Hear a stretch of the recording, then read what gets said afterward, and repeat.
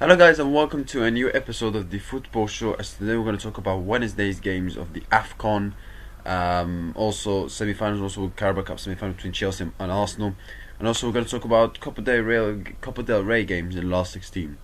But let's start with the AFCON. Senegal against Egypt. Senegal won 1-0 thanks to the winning goal from Sadio Mane, and I have to say it was a deserved win from Senegal's side. I mean, Senegal were absolutely magnificent. I won't say magnificent, but they were the better team. They were fantastic, and they were the only team that tried to. If I'm being honest with you, they were the only team in this game that tried to play football. They tried to play football. They tried to win. They tried to attack.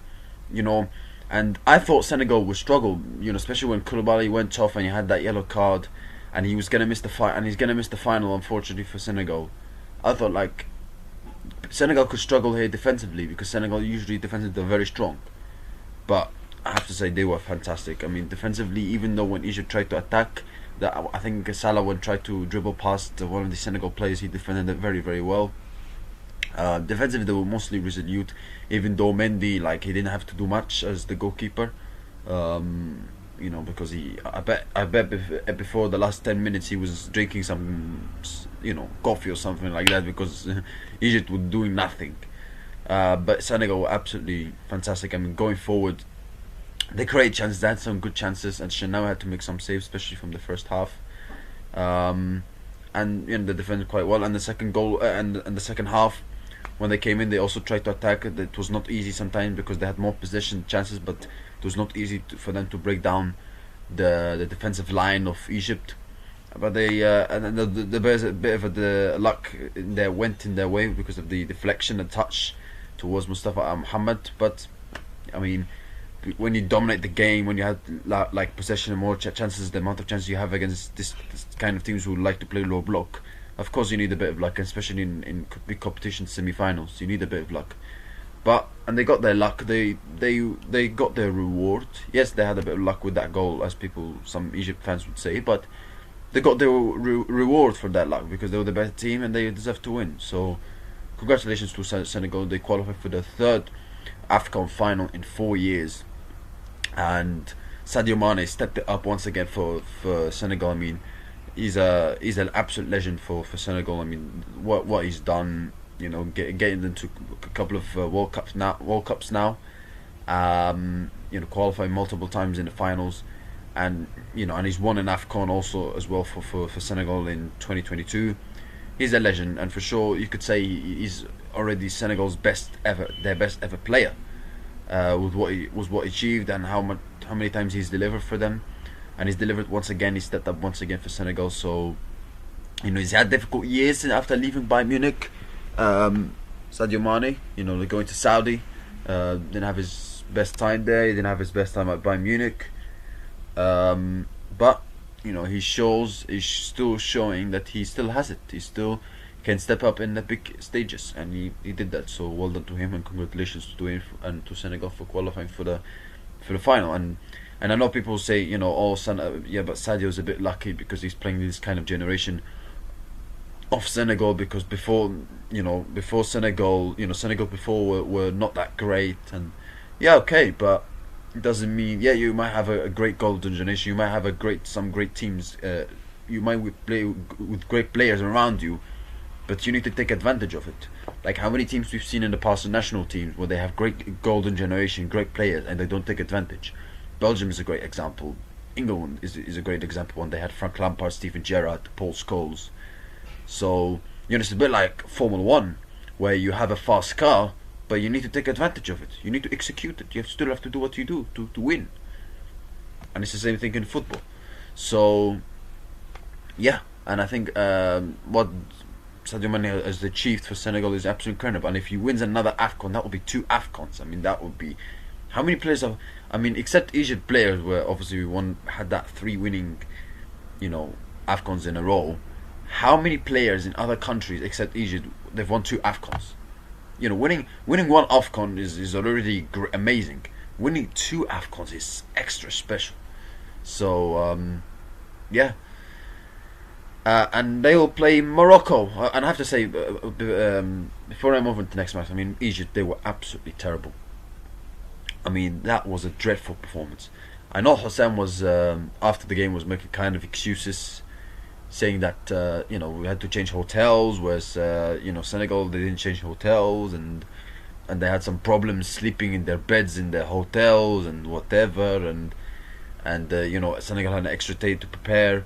Listen, I understand Hossam's point where he says that Senegal have an extra day to prepare because Nigeria suffered a similar problem. But to say, oh, well, we had to go by train, and I'm sorry. So if you didn't go by, if you didn't, if you didn't go by train and you went on the plane and you didn't have to change hotels, that meant you would have played football. Because they didn't play football, Egypt. They didn't play football in this game. So the only reason that Egypt, so we're gonna say that the only reason that so if Senegal did change their hotels, change their places, and we changed our places as well, that means we'd have played football in this game. I mean, what a pathetic excuse. I'm sorry, but like I understand you want to try to defend your team, but that was inexcusable performance. We did absolutely nothing going forward to win this game. I don't think I felt like the players hated football the way they were playing in this game. We were absolutely dreadful. And then when they scored, we started to play. Why are we so reactive? Why?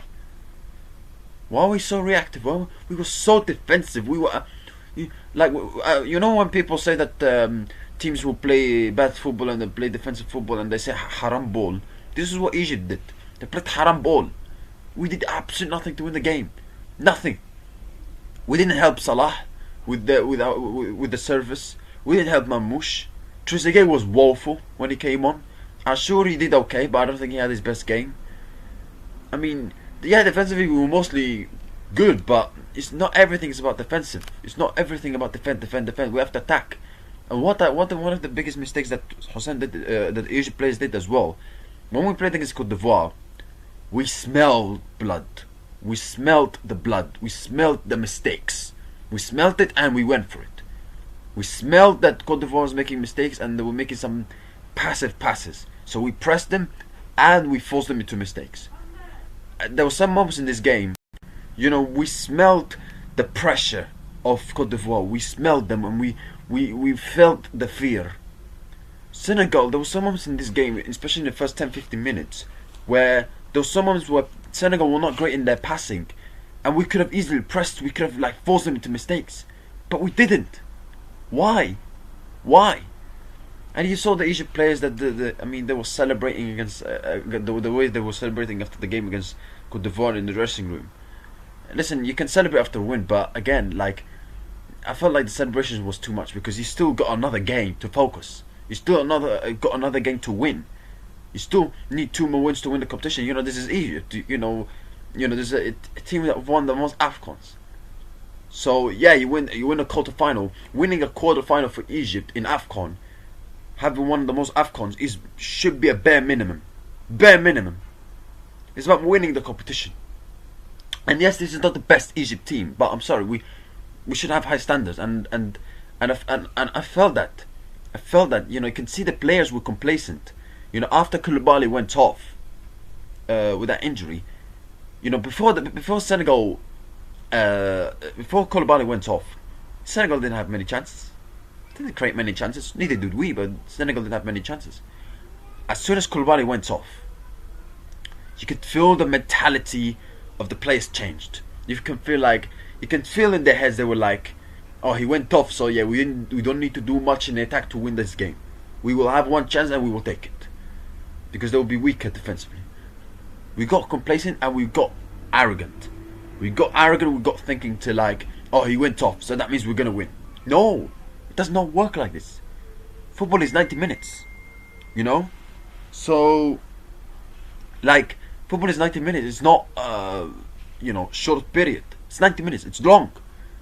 And those Egypt players, they're complacent. And they got punished deservedly. I like teams when they get punished deservedly because that's what Egypt deserve to get. They got punished deservedly for being, holding, defending, being weak, being fear. Why are you so weak? Why are you scared? like pressure Senegal. We gave Senegal too much respect. Senegal are a good team, but this Senegal team is not as good as 2022. It's not. Let's be honest. It's not. And we're getting too much respect. Why is that? But congratulations to Senegal for qualifying for the final. Morocco also beat Nigeria on penalties. Congratulations to Morocco for qualifying for the final against Senegal. I mean, Morocco deserved to win. I have to say they were a better team. They had some. It was 0-0, but they had some great chances, and they could have scored. Should have easily scored at least one of the chances they had. Nigeria, I feel like they were pragmatic in this game. They had that chance where Bono had to make a save in the first half, and I think that they had one other chance as well. I don't remember who it was, but you know, Nigeria were mostly pragmatic. They were mostly pragmatic. Morocco in general were the better team and deserved to win. And they played the better football. I understand why Eric Chile was kind of pragmatic in this game, because you're playing against a quality team like Morocco, who reached the semi-final of the World Cup. I'm not the same team as 2022, but still a quality team. You're playing against the hosts, playing against a very good team, a well-compact, well-organized team, and you know, defensively Nigeria can be vulnerable. So Eric Chile wanted to make sure that defensively they're strong, because they want to, and then attack. We can have a, you know, attack. We can, you know, maximize our attacking threats with Lookman, Osman, etc. But most importantly, we focus on defending. More importantly, and I understand what Eric Chile's approach. However, I felt like they didn't attack. They didn't have enough chances in attack to score. They had two, I think, in the general game, but I don't think they create enough chances in attack to warrant and to challenge more Moroccan attack and defensively, in my opinion. So, but I understand Eric Chile's approach in this game, I have to say, but Morocco deserved to win. Congratulations. Usman went off towards the end. I don't know why. I mean, people say he was injured, he had cramps, but I'm sorry, but when you are one of the best players for your national team, you're a striker. You stand up and take that penalty. You know, you will need to kill Hakimi and those players from Morocco for them to not take a penalty. I feel like Osman should have sensed that responsibility. I feel like, okay, I might have problems in my knee or whatever, or in my legs or whatever, but I'm gonna take that responsibility. I'm gonna grab the team by the balls, and I'm gonna, you know, help them. And if you score the penalty, and you help the team to win, you're a hero. If you don't, then you must be treated like a superstar. If you miss the penalty, you must be treated like a superstar, where you get criticized. But he ran away from the responsibility, Osman, which I think most Nigerian fans didn't like it, and I understand why, because you know, he's their talisman. And it went to penalties. I mean, I saw some of the you see some of the penalties from Nigeria, especially from Chukwueze. Did they really practice for penalties? Nigerian penalties are not that good. I mean, they got knocked out by DR Congo in the World Cup qualifying playoff on penalties, and this time they did it as well. So, did they really train for penalties? Because it looked like they didn't train for penalties at all. And you're playing against the hosts as well, you know. So, but now Morocco, they deserve to win. Defensively, they were mostly strong, and you can see the fans as well. The fans of Morocco were absolutely amazing. They didn't let Nigeria do what they've done all tournament, where they play a great attacking football and they cause teams problems and they score goals and they play for fun. My Moroccan fans were absolutely electric. It was a great atmosphere. You can even sense it from the warm up. They were absolutely at it. So, congratulations to Morocco for qualifying for the final. Morocco will play against Nigeria in the final. Morocco will play against Senegal in the final. I'm very sorry. I think if Senegal had Koulibaly in the final, I would say mostly 50-50. But because they're gonna miss Koulibaly, and Senegal going forward, I don't think that really that great, in my opinion. Even though they've got quality players like Mane, I don't think going forward they're really that clinical compared to Morocco. I think Morocco are gonna win it. I think they've got it. I think they've got it in the bag, in my opinion. I really think so. They're at home. They're gonna be the hosts. The fans are gonna be behind them. Defensively, they're mostly very strong. They're a well compact, organized team. They've got great players. They've got players in attack who can score goals for them, like Brahim Diaz. I think they've got in them to win it. Listen, it's a final. Anything could happen, Senegal could adapt still, like they did against Egypt, where when Koulibaly went off. But I think Morocco are going to be. I think they should be the favorites, and I think they're going to win the tournament in the final on Sunday. So, but it should be a great final. I'm really looking forward to it.